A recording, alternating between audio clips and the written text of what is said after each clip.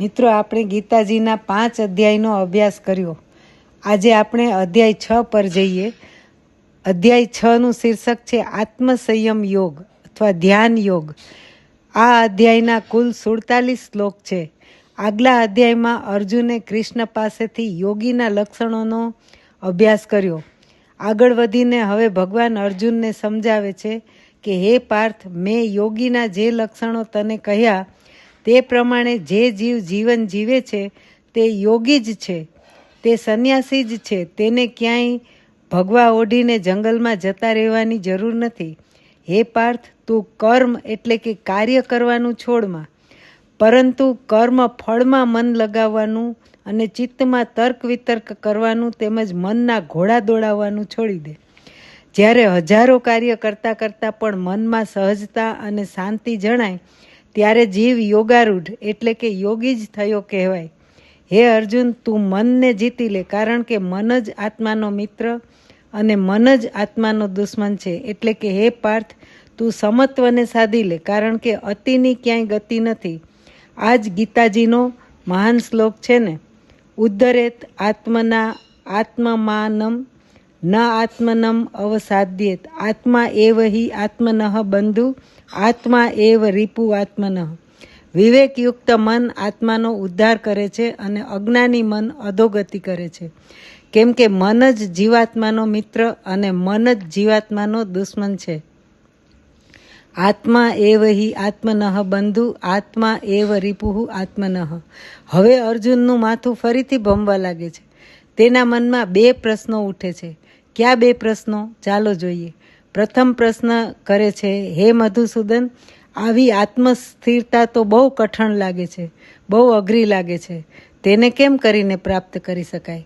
અર્જુન કહે છે, હે કેશવ, પવનને દબાવી શકાય, પણ મન કેવી રીતે નિયંત્રિત થાય? કારણ કે મન તો વાંદરા જેવું છે. અર્જુનના આ સવાલનું નિરાકરણ કરતા કૃષ્ણ કહે છે, હે પાર્થ, મનને વારવું કે વશ કરવું મુશ્કેલ છે, પણ અશક્ય નથી. હે અર્જુન, અભ્યાસ અને વૈરાગ્ય વડે મન સ્થિર અને શાંત બને છે, અને જેણે આવા યોગ પ્રાપ્તિ માટે થોડો પણ પુરુષાર્થ કરેલો હોય તેનો ક્યારેય વિનાશ કે દુર્ગતિ શક્ય જ નથી. અને હે અર્જુન, જે શ્રદ્ધાવાન રહીને નિરંતર મને ભજે છે તે અતિ શ્રેષ્ઠ છે. હવે અર્જુન પોતાના મનમાં રહેલો બીજો સવાલ ભગવાન આગળ પ્રસ્તુત કરે છે. તે પૂછે છે કે હે કેશવ, માનો કે કોઈ જીવ શ્રદ્ધાપૂર્વક પુરુષાર્થ તો કરે, પરંતુ તેના પ્રયત્નો તેની જીવનની લંબાઈમાં ટૂંકા પડે તો, અને પ્રયત્નો બાકી રહી જાય તો આવા જીવની ગતિ કેવી થાય?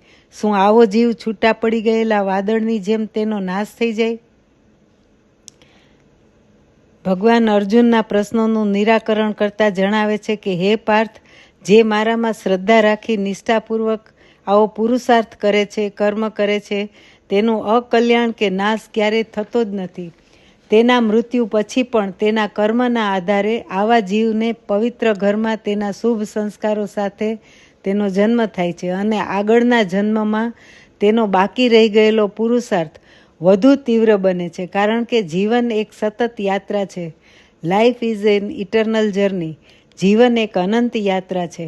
કોઈ વહેલા, કોઈ પછી, પણ શ્રદ્ધાવાન સમત્વને પામીને યોગી જ બને છે. માટે હે પાર્થ, કૃષ્ણ સમજાવે છે, તપ, જ્ઞાન, કર્મકાંડના કર્મો બધા કરતાં સમત્વ વિશેષ છે. માટે તું સમત્વને પામીને યોગી થા. તસ્માત યોગી ભવ અર્જુન.